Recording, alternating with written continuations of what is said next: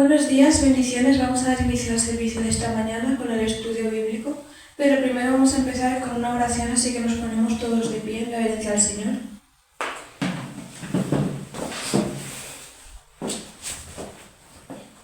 Gracias, Señor, por el día más de vida que nos has regalado, Señor, por poder estar aquí reunidos en tu nombre, Señor.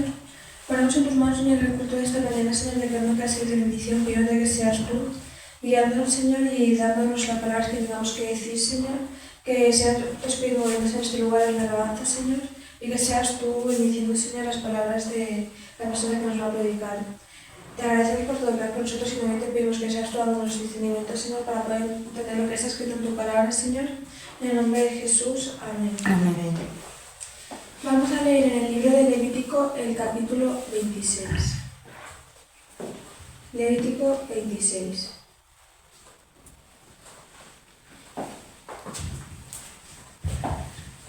Amén. Amén. Leemos la palabra del Señor en el nombre del Padre, del Hijo y del Espíritu Santo. Amén. Bendiciones de la obediencia. No haréis para vosotros ídolos ni escultura, ni os levantaréis estatua, ni pondréis en vuestra tierra piedra pintada para inclinaros ante ella, porque yo soy el Señor vuestro Dios. Guardad mis sábados y reverenciad mi santuario, yo el Señor. Si andáis en mis preceptos y guardáis mis mandamientos y los ponéis por obra, yo os enviaré las lluvias a su tiempo y la tierra y el árbol del campo darán su fruto. Vuestra trilla alcanzará hasta la vendimia y la vendimia alcanzará hasta la siembra. Comeréis vuestro pan hasta saciaros y habitaréis seguros en vuestra tierra. Un momento.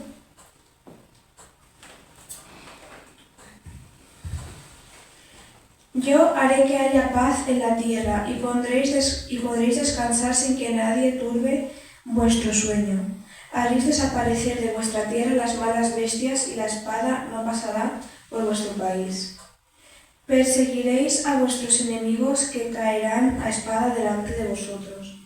5 de vosotros perseguirán a 100, y 100 de vosotros perseguirán a 10.000. Y vuestros enemigos caerán a filo de espada delante de vosotros. Porque yo me volveré a vosotros, os haré crecer, os multiplicaré y afirmaré mi pacto con vosotros. Comeréis lo añejo de mucho tiempo y tendréis que desechar lo añejo para guardar lo nuevo. Yo pondré mi morada en medio de vosotros y no os rechazaré. Andaré entre vosotros, seré vuestro Dios y vosotros seréis mi pueblo.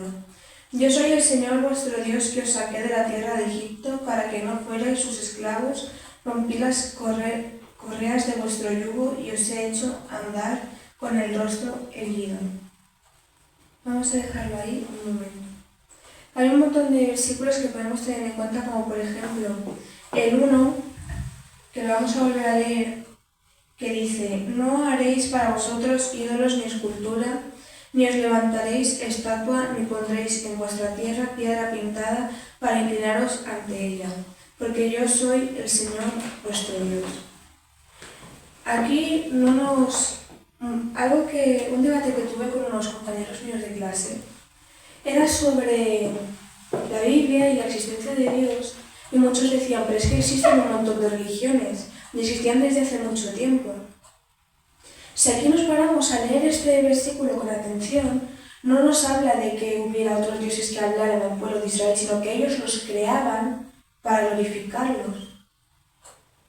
Ahí está la diferencia, y por eso Dios nos dice que no debemos hacer eso, porque el único Dios al que debemos seguir es al Dios de la Biblia, nuestro Dios Todopoderoso, al Dios de Jesús. No sé cómo explicarlo, pero así decirlo, a Yahweh. No porque el pueblo de Israel se lo inventara, sino porque Él habló directamente con nosotros y nos habla todos los días para que podamos seguirle, no por medio de una imagen ni por intermediarios, sino hablar directamente con Él. Si nosotros, por ejemplo, yo siento la presencia de Dios, pero digo: ay, le voy a hacer un lugar en el que habitar y empieza a crear esculturas, Dios no habita en ellas. pero si me empiezo a apostar en ellas, ¿quién creéis que están esas esculturas?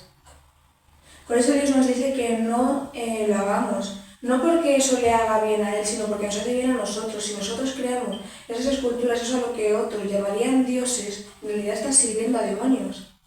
Y estás dejando que entren en tu vida, y lo que va a pasar después es que te van a zarandear y tú no entenderás por qué.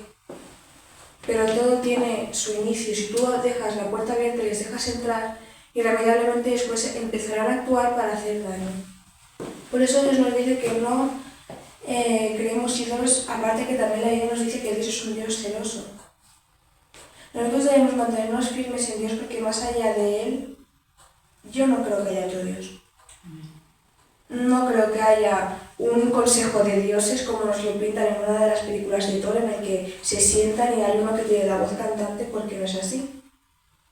El único Dios es nuestro Dios y el resto tristemente son demonios que el ser humano ha considerado su Dios.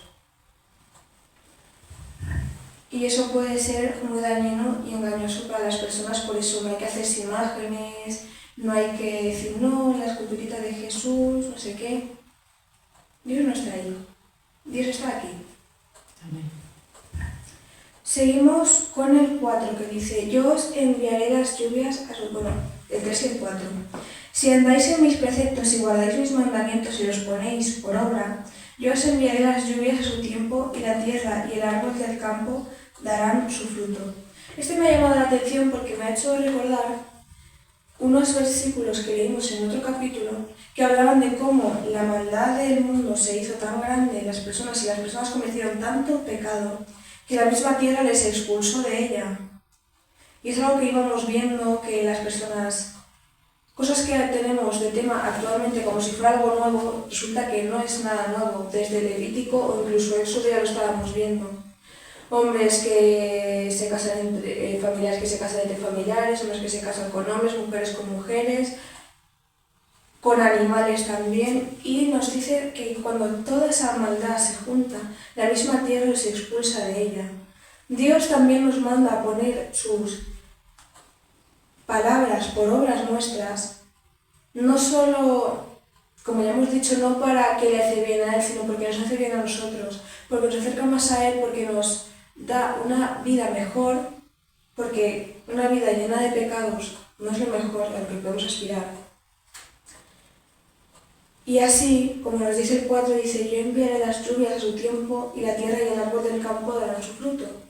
¿Qué pasará cuando toda la maldad del mundo colapse? Pues tristemente la tierra nos expulsará de ella. Y ya lo estamos viendo, que la estamos matando. Seguimos con el 6, que dice, yo haré que haya paz en la tierra y podréis descansar sin que nadie turbe vuestro sueño. Haré desaparecer de vuestra tierra las malas bestias y la espada no pasará por vuestro país. Yo me imagino que mucha gente tendrá mucho escepticismo con este versículo. ¿Por qué? Porque actualmente, por cada cosa mala que pasa en el mundo le echan la culpa a Dios. No, si Dios existe porque hay guerras, porque los niños sufren, porque hay países en los que se maltrata a las mujeres, porque dejan que se casen los niños con los ancianos, porque esto, porque lo otro. Pero aquí dice que yo haré que haya paz en la tierra y podréis descansar. Nos habla de cuál es la intención de Dios. ¿Por qué la tierra está actualmente como está? Por el libre albedrío del hombre. Y no es decir, no, la libertad está mal porque Dios la creó. Adán y Eva en el paraíso no estaban subyugados, eran libres.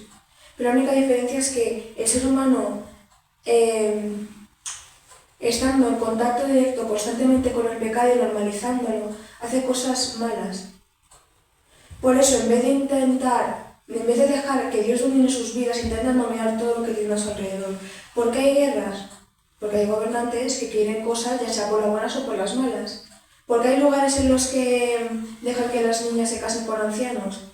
Porque lo tienen normalizado, que está bien en su país, porque los padres necesitan provisiones y porque legalmente alguien decidió que se podía solo porque él mismo quería hacerlo.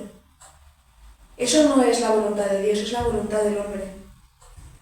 Si realmente quisiéramos un mundo en el que no hubiera guerras, no hubiera gente que sufriera por estas cosas, lo pondríamos todo en manos de Dios, porque esas no son leyes de Dios, sino leyes del hombre. Y eso lo tenemos que diferenciar muy bien. Porque la Biblia misma nos lo dice, que nada es imposible para Dios, pero Dios no se va a contradecir a sí mismo. Si Dios nos ha dado libertad para controlar nuestras acciones, no nos la va a quitar de un día para otro, pero sí que nos va a hacer responsables de nuestras acciones, ya sea visibles para todo el mundo en este mundo o cuando llegue el momento del juicio final, porque también habremos visto un montón de personas que han hecho cosas horribles y no están pagando por sus actos porque tienen poder aquí, pero dejadme deciros que ese poder no sirve de nada porque todos vamos a acabar en el mismo sitio, y es delante de Dios, viendo qué es lo que hemos hecho con nuestras vidas, viendo qué es lo que hemos hecho y dependiendo de eso nos iremos al cielo o al infierno. Por eso es tan importante. Algo del debate que hablé con mis compañeros es que uno decía, es que no creo del todo, tengo mis dudas, yo necesito ver para creer, me dijo un compañero mío. Y yo le hablé de una entrevista que yo vi cuando era pequeña, que era un hombre cristiano y una periodista atea. Y él le decía a la periodista, a lo mejor yo me equivoco, pero piensa en esto, si yo me equivoco y me muero y Dios no existe, no me va a pasar nada. Pero si tú te equivocas y Dios existe y te mueres, ¿qué va a ser de ti? Debemos ser muy conscientes de ello porque no es tanto necesitar pruebas como muchas personas lo ven, porque cuando tú entras en comunión real con Dios, sientes su presencia, sientes algo que no se puede explicar. Y es algo que también hablé una vez con la pastora.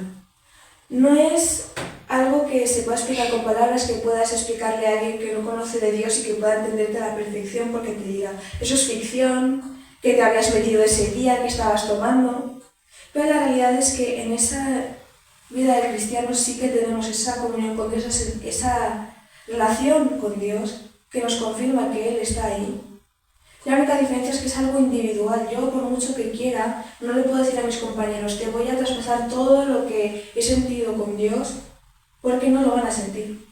Eso es una sensación que tiene cada cual. Si tú realmente quieres conocer a Dios, es algo tan simple como orarle, hablarle, y tú dirás, no sé orar, pero es que la Biblia misma nos lo dice, que nadie sabe orar. Tú cierras tus ojos, te concentras y le dices a Dios lo que sientes de decirle. Y créeme que diciéndole lo que sientes de corazón y no lo que crees que le deberías decir, Dios te va a contestar. Porque Dios ve los corazones, ve las intenciones, lo ve todo. Y también hay un montón de testimonios de personas estando en la iglesia que antes de acercarse a Dios ya pudieron escuchar la voz de Dios. Porque Dios no deja de desamparar a sus hijos. Si Dios tiene un plan para ti, créeme y ten por seguro que Dios te va a hablar. Y estoy segura de que en muchas ocasiones a lo largo de tu vida te ha hablado. Porque yo creo fielmente que Dios tiene un propósito para todos. No me puedo creer que haya una sola persona en el mundo que nunca haya escuchado la voz de Dios, porque si no, ¿para qué Dios la habría creado? La única diferencia es qué hacemos nosotros cuando escuchamos su voz. ¿Seguirle o no? Porque todos tenemos esa oportunidad. Dios vendrá cuando su evangelio se haya extendido por toda la tierra, para que nadie pueda decirle, no, es que yo nunca escuché de ti. Nadie tendrá esa excusa cuando llegue el momento final, ni una sola persona. Así que, ahora que aún estamos a tiempo, tomémonos la decisión de acercarnos a Dios. Aunque no lo creas, solo ve, inténtalo. Porque nadie te dice que de un día para otro voy a cambiar algo. Hay muchas personas a las que les fueron hablando durante años de la palabra de Dios y no se acercaron a Dios, hasta que a lo mejor unos años después finalmente llegaron a la iglesia. Yo te invito a congregarte a algo tan simple como estar en tu cuarto y decirle a Dios lo que tengas en tu corazón. Ahora que aún estás a tiempo, porque no hay nada mejor que la presencia de Dios. Y lo triste sería que teniendo la oportunidad no la aprovecharas y después tuvieras que irte al infierno. No hay ni un solo cristiano que quiera que otros se vayan al infierno, porque lo mejor que podemos hacer es arrepentirnos y andar con Dios. Y el otro versículo que tenía señalizado es el 8. 5 de vosotros perseguirán a 100, y 100 de vosotros perseguirán a 10.000, y vuestro enemigo caerá a filo de espada delante de vosotros. ¿Y quién nos daría esa fuerza para que 5 puedan equiparar a 100 personas?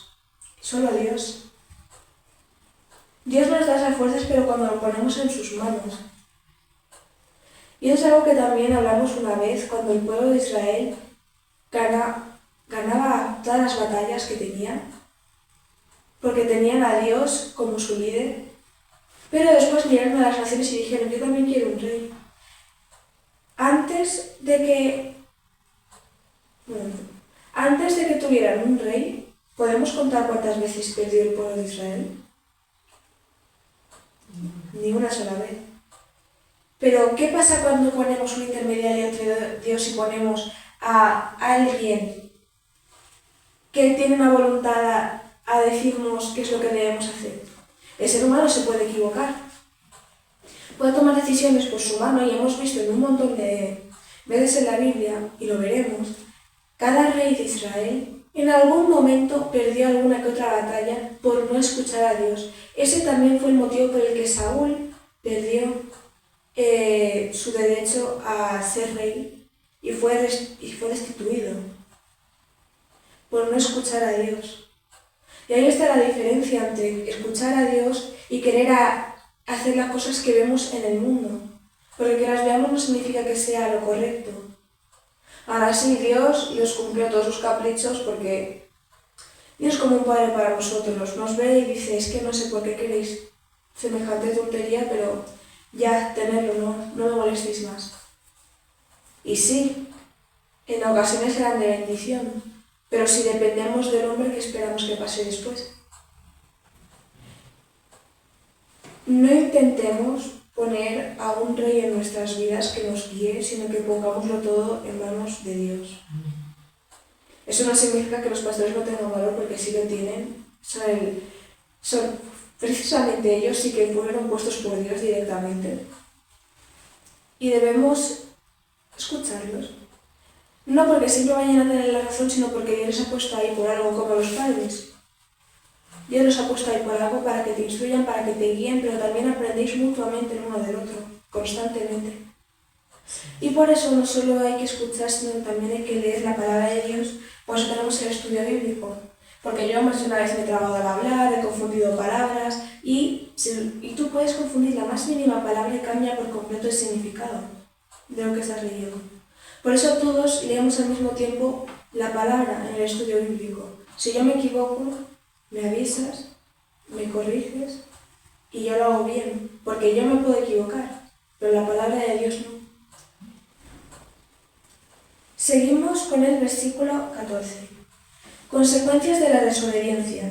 Pero si no me escucháis ni cumplís todos estos mandamientos, si despreciáis mis preceptos y vuestra alma menosprecia mis estatutos, si no ponéis en práctica todos mis mandamientos e invalidáis mi pacto, yo también haré con vosotros esto.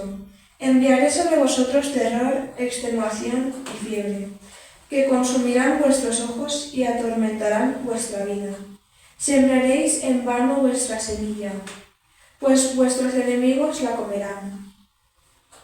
Me volveré contra vosotros y sucumbiréis delante de vuestros enemigos.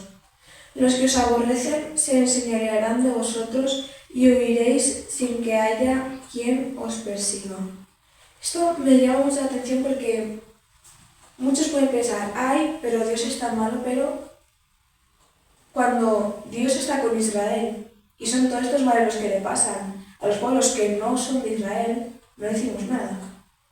¿Por qué? Porque esos pueblos no conocen a Dios, tienen sus propios dioses, están llenos de pecado y lo normalizamos. Entonces luego vemos cómo Dios les habla que si ellos se apartan de Él, también les sucederá lo mismo. A lo mejor podemos llegar a pensar, no, porque Dios es malo, nos obliga a intentar con Él, pero También debemos recordar algo que leemos más adelante en la Biblia, que no es lo mismo una persona que no conoce de Dios que peca que una persona que sí que conoce de Dios que peca.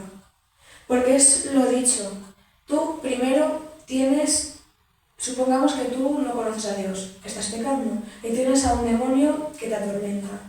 Tú llegas a la iglesia, te sanas, te regeneras en Dios, te conviertes en una nueva criatura y expulsas al demonio de tu vida.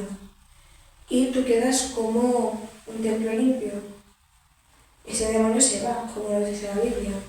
Tú sigues en Dios, pero te empieza a tentar la carne otra vez, y te vas de la iglesia. ¿Qué nos dice la Biblia en esos casos?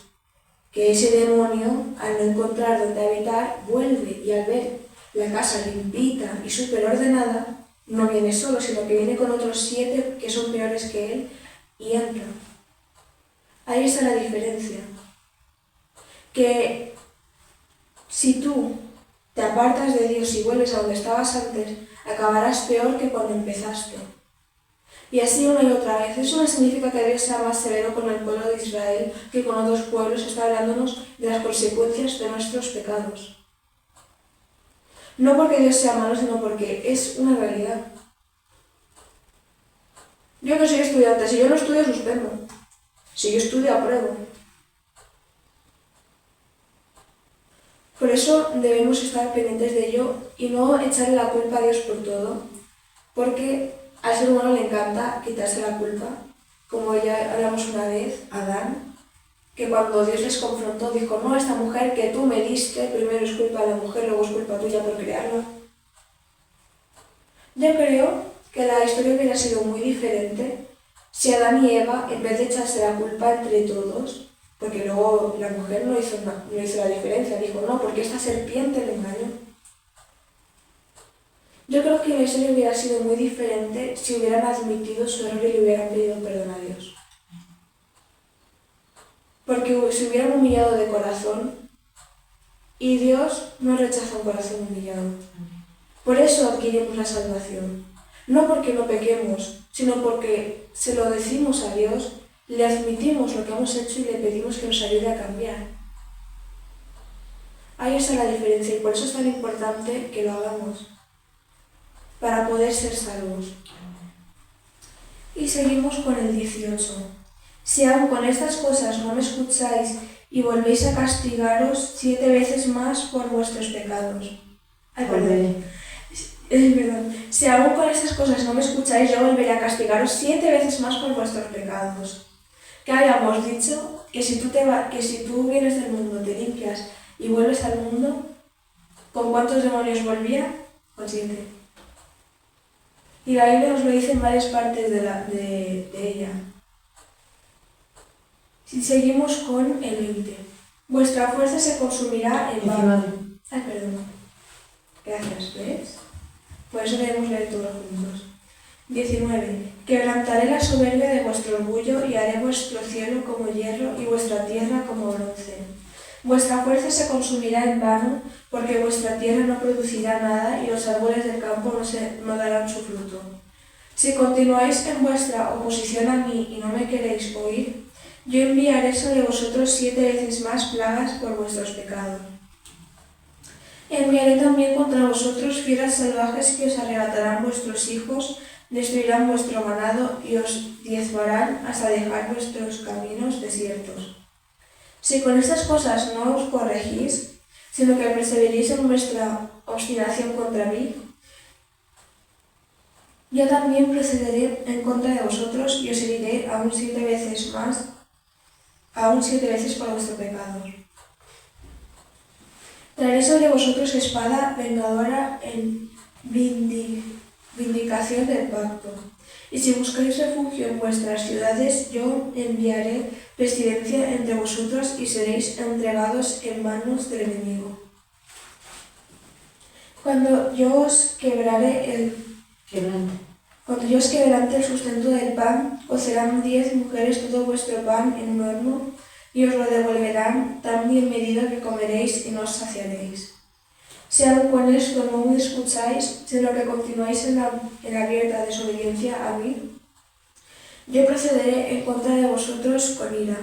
Yo os castigaré aún 7 veces y os castigaré aún 7 veces por vuestros pecados. Comeréis la carne de vuestros hijos y la de vuestras hijas. Destruiré vuestros lugares altos, derribaré vuestras imágenes. Pondré vuestros cuerpos muertos sobre los de vuestros ídolos, y mi alma os abominará. Dejaré desiertas vuestras ciudades, asolaré vuestros santuarios y no oleré la fragancia de vuestro suave perfume. Asolaré también la tierra y se pasarán por ella vuestros enemigos que en ella habiten, y a vosotros os esparciré entre las naciones y os desenvainaré la espada contra vosotros. Vuestra tierra quedará asolada y desiertas vuestras ciudades. Entonces la tierra gozará sus días de reposo durante todos los días que esté asolada, mientras vosotros estéis en la tierra de vuestros enemigos. La tierra descansará entonces y gozará sus días de reposo. Durante todo el tiempo que esté asolada descansará, por lo que no reposó en los días estipulados cuando habitabais en ella. A los que queden de vosotros les infundiré tal cobardía en sus corazones en la tierra de sus enemigos, que el sonido de una hoja que se mueva los hará huir como si huye ante la espada, y caerán sin que nadie los persiga. Tropezarán los unos con los otros como si huyeran ante la espada, aunque nadie los persiga, y no podréis resistir en presencia de vuestros enemigos.